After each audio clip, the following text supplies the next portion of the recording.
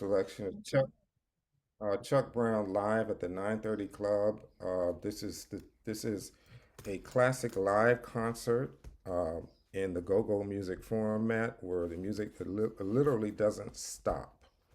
What you're going to be hearing is a classic case of the what I call the African American music diaspora in rhythm, where these Afrocentric and Caribbean rhythms have been combined into American rhythm and blues music to create the go-go sound, which Chuck Brown uh, is considered the godfather. I have attended some of these concerts. They are nothing but fun, and I wish we were at the concert. But we're going to play a few minutes so the listeners can actually hear the music.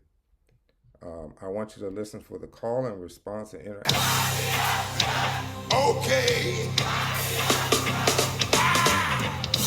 With the way it's so easy, you can just about take it any way that you please. Rock your body because I know that you got 'em. Can't do without 'em, don't tell me you forgot 'em. You got to know that's what it took to keep me shook. Now you got me hooked. You better get it, better get it. If it gets a negative, we won't let it. Now everybody come along and kick it with me. I'm just a little brother from DC. With every different beat, I got a freaky deep style. Me and the band wanna make y'all smile. Peace, love is holding in front and behind me. Kicking it in the pocket for the lady shaking behind it. Like it, I love it, want some more of it. Say oh,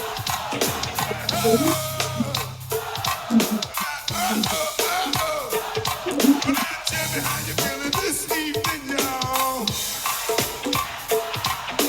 Tell me what you feel like doing, y'all. Do you feel like moving your body, y'all? Or do you feel like moving your body, y'all? I said, do you feel like moving your body, y'all? Do you feel like moving your body, y'all?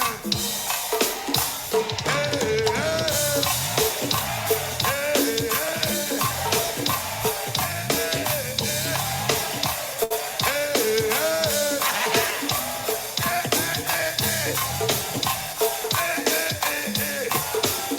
Let me hear you say, whoa, whoa. Get it. One more time, and I good to see you, Mr. Taylor. One more time. Well, we can go all day just on that. Um, so just give you some idea. So, Dr. Westbrooks, you need to unmute yourself. Can you hear me? Yes, sir. Excellent. Okay. Good morning, Dr. Westbrooks. We're going to just dive right in, and thank you for joining us. Would you share? I know you personally, and I really appreciate your time and talents. But would you share with the audience uh, two very important things? A little bit about your background and how you entered the music business, and after that, we have a couple of more questions for you as we move through the hour. So let's start with your background and how you entered the music business. Well, first, I'd like to thank you, Douglas, and I guess Dr. Smith, for inviting me and allowing me to participate in such a worthy program such as this. I feel honored and elated that you included me. Now, I first entered the music industry as a management trainee in Des Plaines, Illinois, through a program that RCA had set up. And in working in the management training program in various areas of the company, and I ended up in the record division. And in ending up in the record division, I decided this is where I want to be. And at the very beginning, in working in the record business in RCA, the artist that I was working with at that particular time was Sam Cooke and Elvis Presley. And then from there, I started working in I guess it was the beginning of the 8-track tape. So I became a specialist in selling and setting up outlets for 8-track tapes to sell product on RCA through those 8-track tapes. And from there, I heard about a position that was open at Capitol Records where they wanted to hire their first black territory salesman. And I applied for that job and I was hired. And I was in that position for approximately 1 year. Then I transferred over into the promotion department, which means now that I am responsible for securing airplay on all of the music, the black music or R&B music that's released on Capitol label. And also I had a territory, the entire Midwest. I was based in Chicago, Illinois, and that, of course, that included Detroit, Cleveland, Pittsburgh, Louisville, Kentucky, Kansas City, Missouri, and St. Louis, Missouri. That was my territory. And those black stations that was located in those cities, it was my responsibility to secure airplay on the artists that I was working with. So that basically was the beginning of it. Hmm. Okay, well, that sounds very unique, and I am a child of the 1970s, so I can recall riding around with my older cousins in their cars with the 8-track tape. So I can certainly appreciate that device. Moving forward into the late 60s and early 70s, would you talk about the significance of how and why CBS Records decided to set up a black music division vis-a-vis the Harvard report and the economic impact that so many of those artists had on the music industry and still have, largely because of your marketing group at that time. Please expound on that if you will. Okay, well. Leading up to that, I sort of was honing my experience and activities in black retail and mom and pop shops as a territorial salesman. The bulk of my accounts were black accounts, naturally, and of course, I had several classical accounts, and I had several pop accounts. And I was in that position, and then I was promoted to the home office in Hollywood, California, at Capitol Records, as the vice president. I was the assistant to the vice president of marketing for Capitol in Los Angeles. And in less than a year, I received a call at Mercury Records, and I was offered a position as the head of the music department, the promotion department at Mercury Records in Chicago. So now my wife and I, we moved back to Chicago. And a very short time after that, when I was working with Jerry Butler, Gene Chandler, Melba Moore, Rod Stewart, those are the kinds of artists I was working with at Mercury. Then I received a call from Clive Davis and Bruce Lundvall in New York City at CBS Records. And they told me they were interested in starting a new division and they wanted me to head it. So I flew into New York and met with them. And once I was determined that they were serious about what they wanted to do, I accepted the position. And on November of 1971, I transferred to New York City at the CBS Records in New York City. And of course, my wife came along as well. Now, and in that position, it was my responsibility to put a black marketing team together.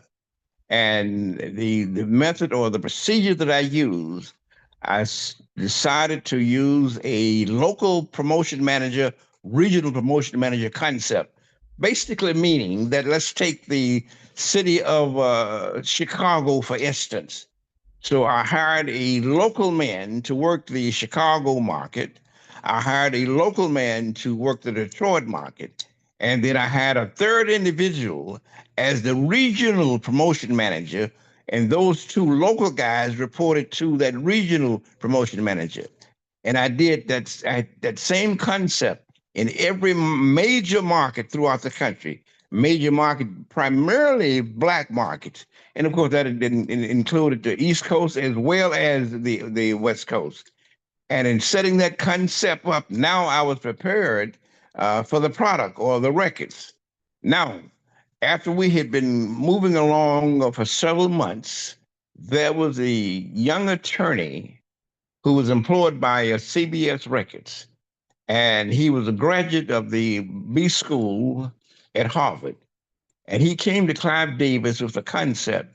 So why don't we select some students at the B School at Harvard to conduct a study on the impact or the possibility of Black music?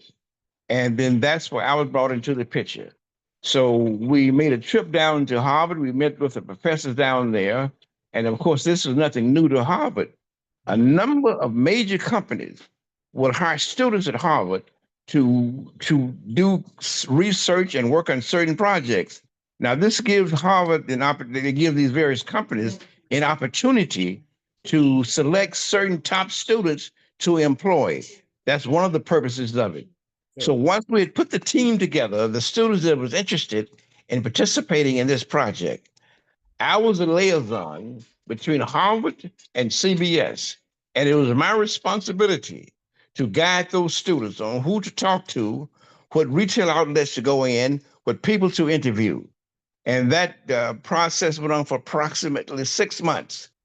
And at the end of that, they brought the report into New York. We sat down to the top marketing official there at CBS in New York, and they made their presentation. And in their presentation, that's where it was decided that there was a viable market for Black music throughout the United States, and that CBS was in a choice position to capture that market. And of course, you pick up a copy of my book, of the Harvard Report. That entire process is outlined in that book, and it's written in a layman's form, so a layman can fully understand it. Now, once that study had been completed and I had my staff that was already in place, now it was time to implement it. And from my marketing plans, I started out, I had the artists that had been promoted, that had been produced rather, by Kenny Gamble and Leon Huff. They were called the Philadelphia International Record Label. And we were the manufacturer and the distributor of Philadelphia International. And of course, on the CBS label, there was Sly Stone. We had the Johnny Mathis. So we had a small number of Black artists, but nothing mammoth. So I decided to put on a show. I produced a show at Mount Morris Park in New York City. And of course, that park now is called I think it's Marcus Garvey or Malcolm X, but they changed the name of it from Mount Morris Park. So I put on a show there at Mount Morris Park in New York City, and there was an artist on CBS label.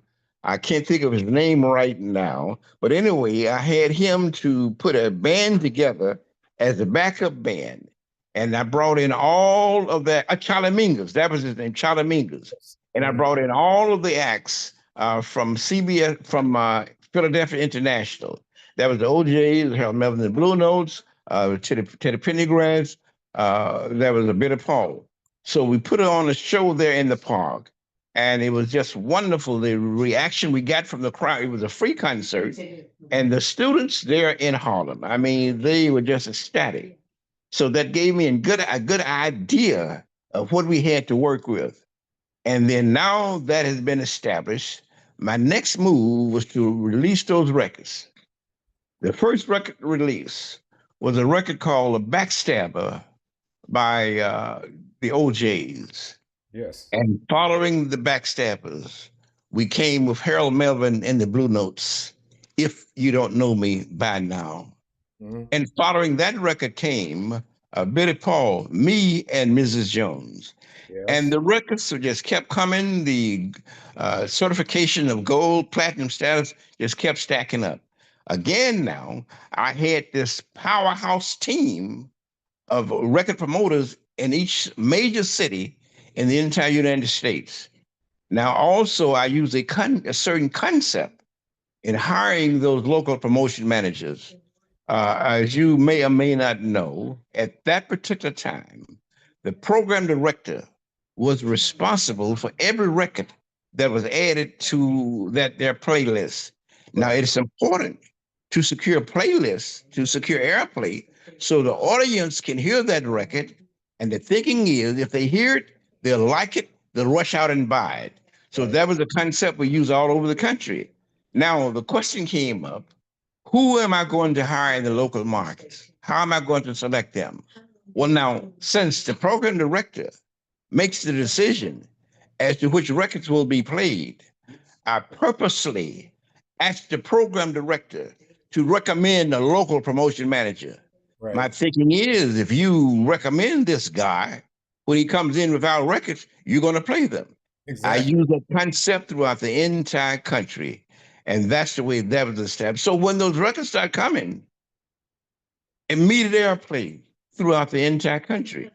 And Yes. those records and platinum records start coming back to back. Yes, they did. And I was in college at that time, and I can name them, and they came back. It was an incredible machine.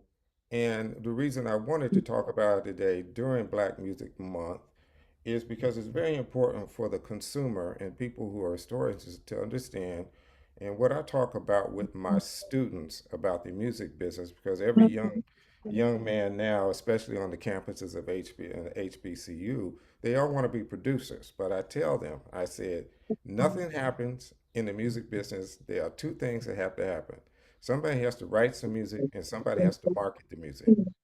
Oftentimes, people see the people who are out in front. They do not know about the Dr. Logan Westbrooks and his team because there's not enough data. But behind the scene, that CBS Records machine was something to behold.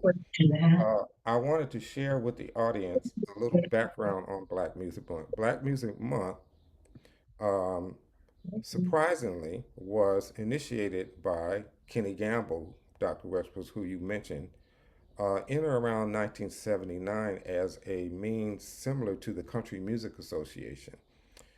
They brought that proposal to the sitting president, Jimmy Carter, at the time, and in 1979-ish, Jimmy Carter proclaimed Black Music Month.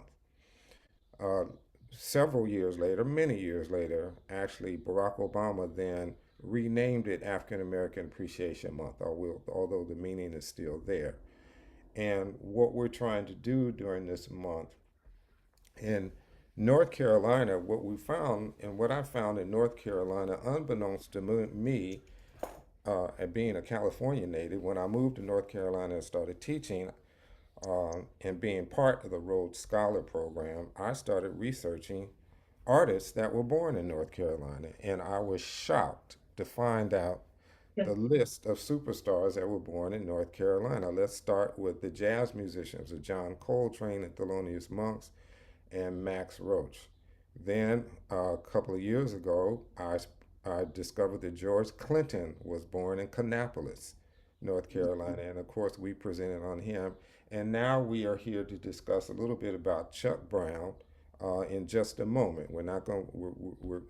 I'm trying to stay on the clock here. Uh, but Chuck Brown was born in Gaston, North Carolina, August 22nd, 1936, and died May 16th, 2012. Gaston, North Carolina is at the extreme southeast border of the state, um, right before you go into South Carolina. Uh, we, it is fully documented, but I want to accentuate the positive. Chuck had a very difficult early life. However, um, as a young adult, he settled in the Washington, D.C., Northern Virginia area and started a band. The go-go music sound itself, there were some very early recordings in the late 1968 and 1969 by some very obscure bands that were starting to blend the jazz and R&B sounds, uh, similar to what you now might have in the form of a Kool and the Gang. Not so much the sound of Earth, Wind, and Fire, but they're unique. Their sound is not unique, but this rhythm and drum bass emphasis that Chuck Brown's music uh, makes is just a very unique sound. It's a party sound, and it is unique to DC. So, Dr. Wexford, how did you discover Chuck Brown? How did you come across that? And then I want to share a story about that after you speak about that. Okay, well, a little bit of background information leading up to that. In 1979, I decided to form my own record label. Yes. And that's when I came up with the name Source Records. Yes. And in forming that record label, I secured a manufacturing and distribution deal with MCA Universal. And so now that I have the manufacturing in place and distribution, uh, I then had to come up with some product to launch that label. And in looking around, what should be my first release? And there was an associate of mine that was familiar with Chuck Brown and the Go-Go sound in Washington, D.C. And he brought that record to me. At the time, I was teaching a course out at California State University, which is called, that course is called The Anatomy of a Record Label. And I took that record, that demo record, and I played it for my class there at Cal State LA, and they just loved it. Of course, I played it around for some other kids Hmm. in the neighborhood. And so I made the decision that this should be my very first release. And it was Chuck Brown and the Soul Searchers called Bustin Loose. So in December of 1900, it was either 78 or 79, I released that record. And again, there was a certain strategy that I used because during the month of December, the Christmas season, most stations don't add any records at all. They're playing nothing but Christmas music. So Right. consequently, most labels are at somewhat of a standstill. But what I did, I increased the efforts of getting that record out to the radio station at that particular time. And in doing so, the record had such a catchy feel to it. So Hmm. consequently, they start playing that record all over the country, Yes. and it was almost like an instant hit. So It was. just as we came into January of '79, throughout the entire country, every black station throughout the entire country was playing that record. I mean, it was almost like an instant hit. And that's what it took off. Yes. And It did. next, I showcased the act at the Roxy in Hollywood, California. That was another marketing strategy. Also, while they were there in Hollywood, California, I also booked them with my good friend Don Cornelius on the Soul Train show. So all these things was tying in. In addition to my field staff that was securing airplay at the various radio stations throughout the country. So that was the beginning of my label, and that was the beginning of moving that go-go sound on a local basis from the Baltimore, Washington area into an international realm to where it is right now. Hmm. And then that was gold, platinum, and then in the '80s, Nelly came along Yes. and sampled that record on a tune called "Hot in Here." But if you Yes. listen to it closely, it's definitely busting loose. So Yes. now it starts all over again. So but it originally came from Chuck Brown and the Soul Searchers. It was the genius of Chuck Brown. Yes. Well, as you know, I live not too far from your office on Fifth Avenue, and I would frequently visit the office. I don't know. One evening, it was late in the evening. Actually, it was dark. I don't even know why I was in up in your office at the time. You were not there. In fact, the office was empty, and it was unusually empty because often, your office was always full of activities. Unusual office, and there was only your marketing person at the time was there, and when I came upstairs, he said, "Here, come here. Let me play something for you." And it was this large 12-inch with a blank label. And he put it on the record, and he put it on, and I heard that pickup and that downbeat on Bustin' Loose, and I said, "What in the world is that? That is a hit record." and he told me what it was Bustin Loose. And I said, well, what are they doing with it? They said, well, Logan is in Atlanta right now. They're breaking the record nationally. I said, okay, well, I get it. So I don't know if I ever shared that story with you, but it is a one of the Bustin Loose is a record that has become a national dance and party theme. If you put that record on anywhere, people are going to get up and dance. Uh, Dr. Russ, would you talk a little bit about uh, radio marketing? What actually happens? People think that there's a magic bullet. They don't understand the effort and the time. Can you just educate us on the two or three steps on how you actually roll out a record at the national level? Well, you could have the world's greatest hit. And from a sales standpoint, you want to sell that record that is the world's greatest hit. But there's no way you can sell it if no one hears it. And the main means of exposing your record or your product to the buying public is through radio. And during that era, you had a number of top black radio stations throughout the entire country in every major market where it was a large black population. And in that large black population, let's take the city of Memphis, for instance. There was radio station WDIA, a black station. Let's take the city of Chicago, for instance, WVON, would be equivalent to the station that's in Memphis. You had WDAS in Philadelphia, Pennsylvania. You had the same kind of a station in the Baltimore, Washington area. You had the same thing in New York City. Now, what you want to do, you want your local promotion managers to get that record into those stations to secure airplay. Now, at the same token, you've got to work very, very closely with the sales staff because once the records start getting played and the demand is there, you want to make sure that the record is in place in the record stores. So it's a lot of coordinating that you have got to do. You tie all of that in. Now, Hmm. another interesting thing too, you somewhere down the line, you start studying and reading about black music. There's a thing called crossover, the Right. crossover concept, which is very, very important. Pay a lot of attention to it.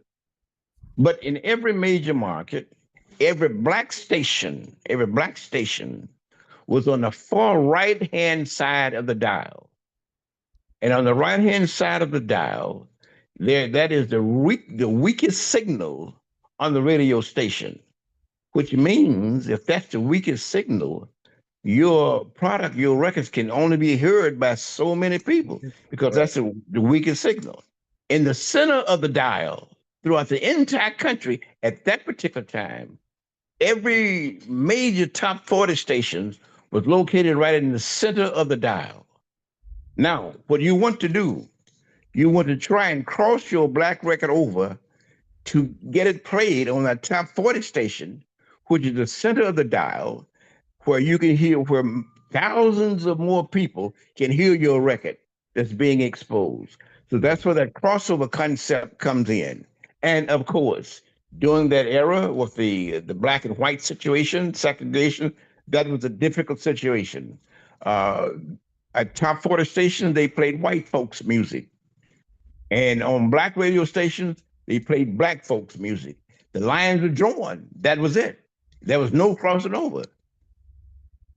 So so at that time, about how many? I know this is a kind of an open-ended question, but I'm just curious about it. At that time, Billboard, in order to get a record listed in the, let's start with the R&B top 100 in Billboard. What I mean, how many stations did you have to have on record? How were the stations reporting into Billboard?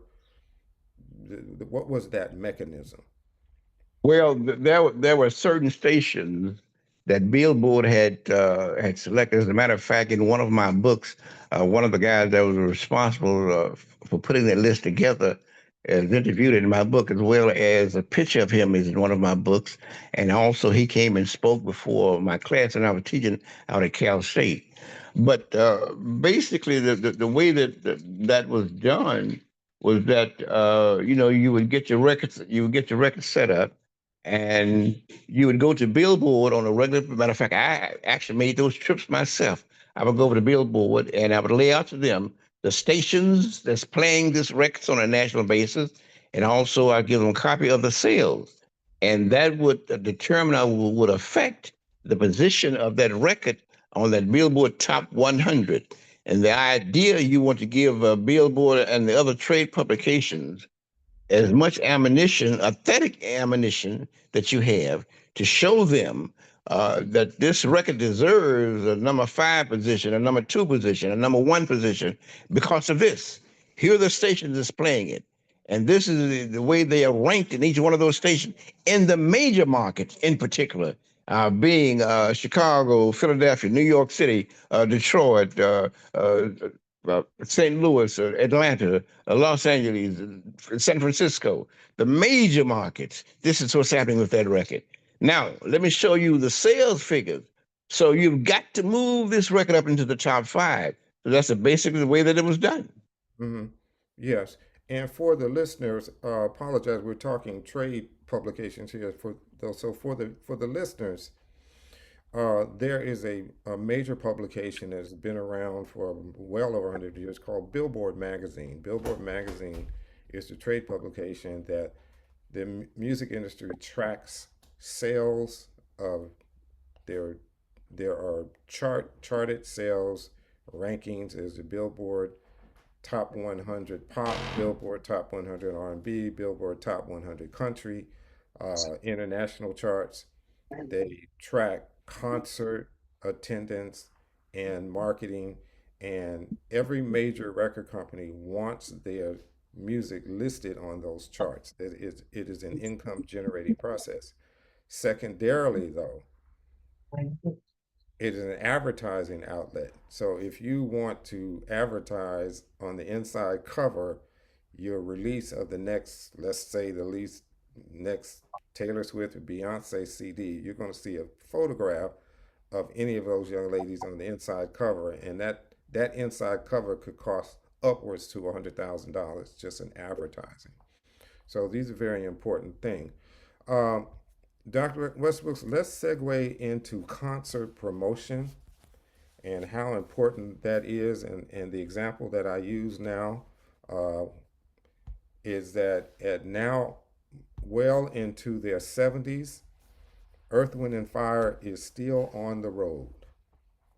Um, how effective is that? And why should they stay out there? Why should bands tour? Well, there is a thing called the hit act. And every artist, this is something that every artist should strive for to become a hit act. Earth, Wind, and Fire fits into that category. They are a hit act. It doesn't make any difference whether they have any top five records out at the time or not. See, ideally, a recording artist would want to record a record, and when they record that record, it's getting played throughout the country in various cities, and they would follow that record into the city. The record would create the demand, and when they create the demand, people want to come out and see that act perform. So that's the way that that was done. But on the other hand, they are actually don't have, say, top five or hit records back to back, but they are a hit act. Hmm. So the consumer or that fan, they don't care whether you have a hit record or not. When they see that you advertising to come into that city, immediately they're going to rush out and buy that ticket because you are a hit act. So that's where that concept comes in. Earth, Wind, and Fire, for instance, is a hit act. Doesn't make any difference whether they have a covered record or not. But Right, fortunately, that is an unusual case with them. Their records now are getting as much play as they were, say, 20, 30 years ago. right, But under normal circumstances, it doesn't make any difference whether you have a hit top four, a top five record or not. You are a hit act. They're going to come to see you. Mm-hmm. Let's take Lou Rawls, for instance. Lou Rawls was a hit act. When you go to his show, you're going to be entertained. Let's Right. take Johnny Mathis, for instance. Doesn't make any difference whether he has a top five record or not. When you see that it's announced that he's putting on a concert in the city that you're in, you're going. And here is an artist. Not only is he a hit act, but this is an artist that does make no mistakes on stage. Right. Right. So at Chuck Brown's peak, how many concerts did he I went to see him on the West Coast more than once, but at its peak, at Bustin Loose peak, was he on a national tour? He was on a national tour. Not only was he hitting major markets throughout the country, he was hitting the smaller secondary markets as well. Hmm. In addition to the demand for him in his hometown, Right. he was right there in his home. They couldn't get enough of him, I and they were sad when he left and went out on the road because he was crisscrossing the country, following that record, "Bustin' Loose." mm-hmm. Yes, amazing. Now we are at Stacy. We are at 9:42, and I want to take some time to have questions, and I want to find a live version of Bustin' Loose with all of these different screens I have open. Uh, so let's take some questions if we're I think we're ready to do that. Okay. Okay. Yeah, great. So Alex will take care of the Q&A. Okay. Yeah, so um I was wondering how go-go music is still represented in the industry today and where you can see Chuck Brown's influence. Well, you think in terms of Chuck Brown's influence, uh, Nelly sampled that record, and what happened? It just exploded all over again. And Nelly is one of the hottest acts in the country here right now. Mm-hmm. So that influence is there. And also the number of artists throughout the country that's trying to sample that record, that's sending me copies of it, wanting it to be released. So he certainly has influenced these artists all over the country. Even these young artists here right now, that influence is there. Mm-hmm. I can add to that is that if you listen to um, the drum and bass lines of some of Dr. Dre's productions, you hear the influence of that hard one, and on the one, which is a term that James Brown used for the downbeat. You get a very secure one, strong one where you're using the bass and the kick drum and the bass. So you're hearing those influences across all the spectrums now. Next question, please. Yeah, great. I guess the next question would be, I'm just wondering if radio is still as influential in promoting music today as it was back in the 70s, or if with the evolution of like social media, that has changed. Okay, number one, we mentioned social media. Number one, I am strictly 100% old school, and I am not that familiar with the new methods of exposing records and things here now through social media. I can say I'm strictly old school. Now, back in that era, a record company, listen to what I'm saying now, a record company would do anything to get a record played on the air. And that was the concept. Uh, I can. Oh, I'm sorry. I'm sorry. I'm sorry. Didn't mean to do that. Uh, I can follow up with the question now in terms of radio. I tell my students all the time, radio is still king. Radio is still the driving influence on how popular music is marketed and played um, because of its reach. And what's happening now, generational. There's a generational shift where students are what social media has done to the music business is created more access. You can access this information. You can access the music. Sometimes you're accessing it free when it shouldn't be free, but that's another subject for the day. However, um, right now, still today, you want to get your song or songs on top 40 radio, whatever the genre, is going to be the driving force. It still is. And it's just extraordinarily competitive because of the number of songs that come out on a weekly basis, because now anyone with a computer can produce a record. But still discriminating in terms of how radio is runs the business. It's still there. It's still king. No one has topped the radio business yet. They're trying, but it's still there. Next question, please. Yeah, so we have a little bit of a follow-up question to this past one. That someone asked to describe the payola to the radio stations compared to today. Well, payola basically that's you pay for play. That's really what that's all about. Um, of course, now in my situation, in working for CBS Records, and there was no way that we could participate in payola.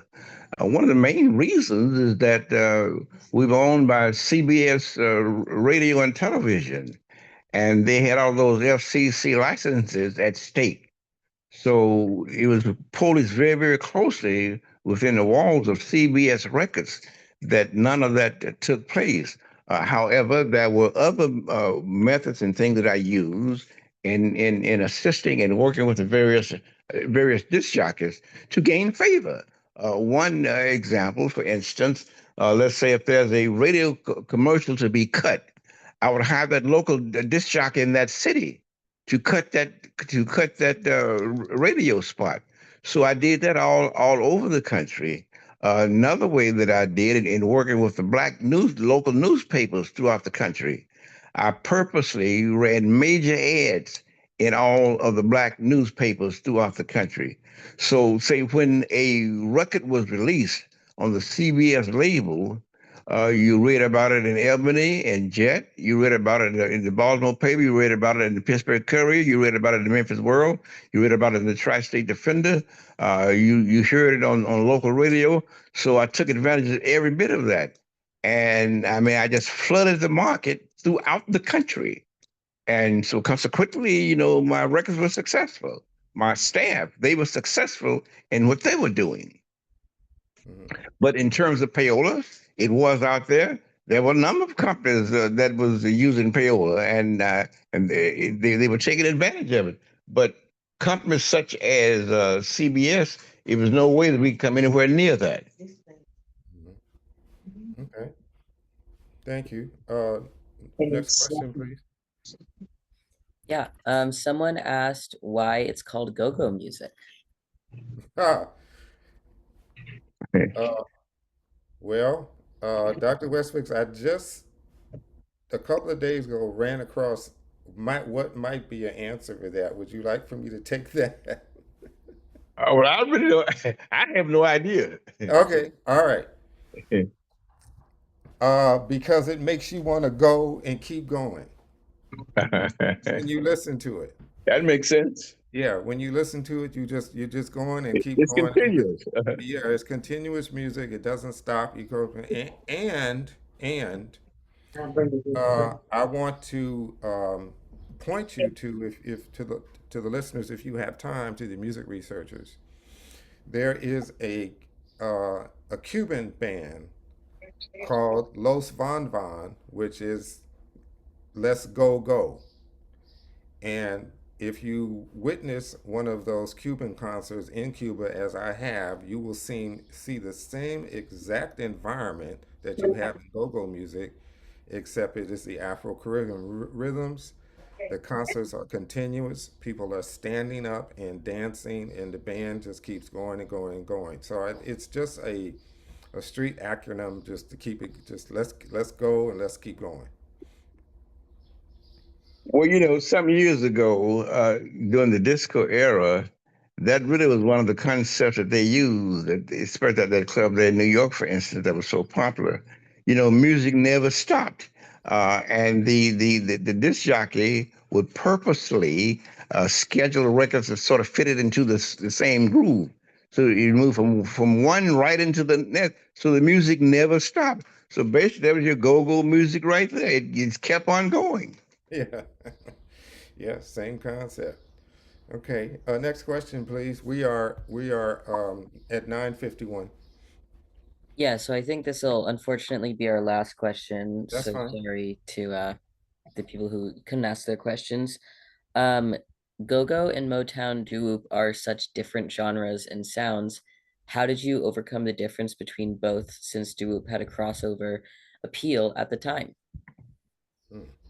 Well, certain labels, some certain records, some cities, they have the sound of that city. Now, at that particular time, when I was so deeply involved in music and staying away of my competitors, the moment I heard a record, I would know right away, oh, that's a Philadelphia International record, or that's a Memphis record, or that's a San Francisco record, or that is a Detroit record.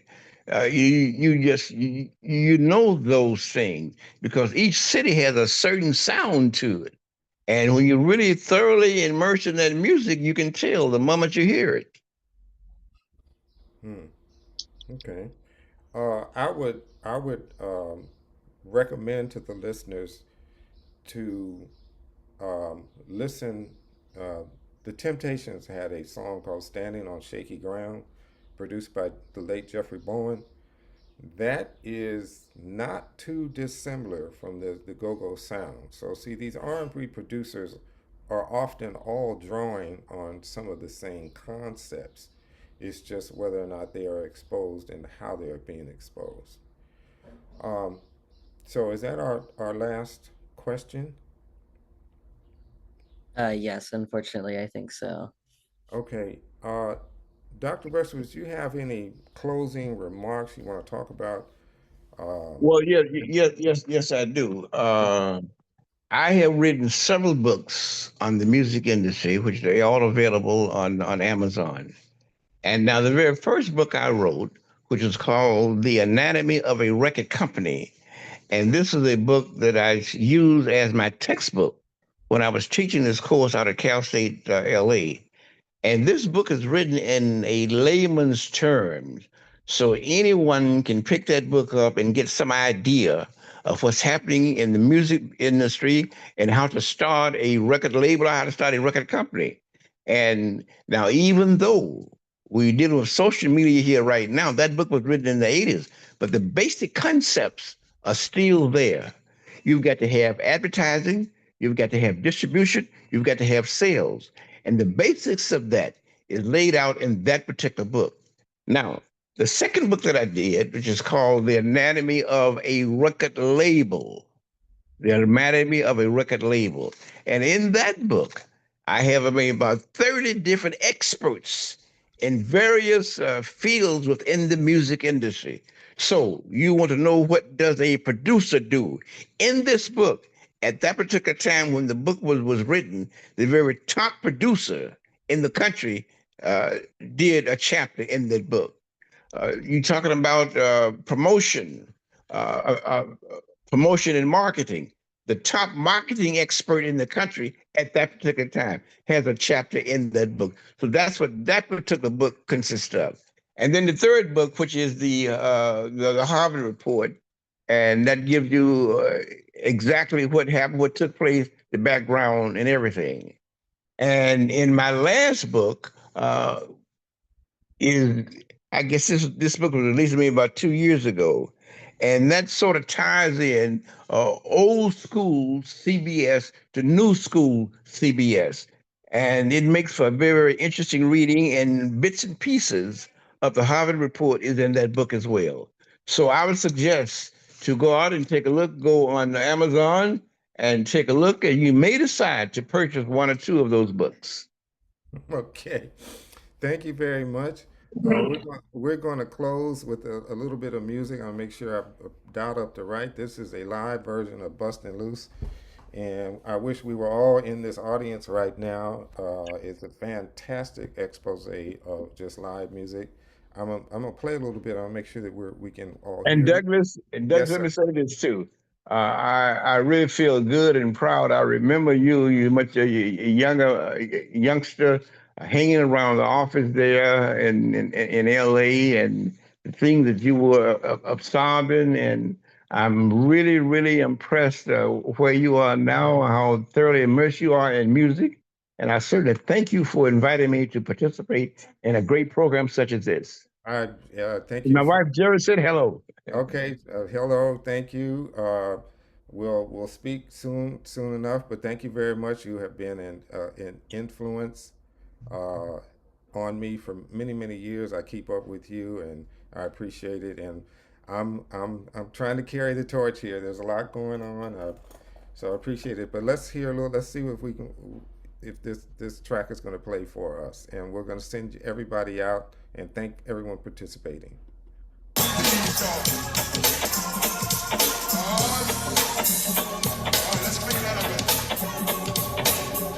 You okay, Stacy? We're good. Okay. Okay, thank you, everybody. We'll see you next year at Black Music Month.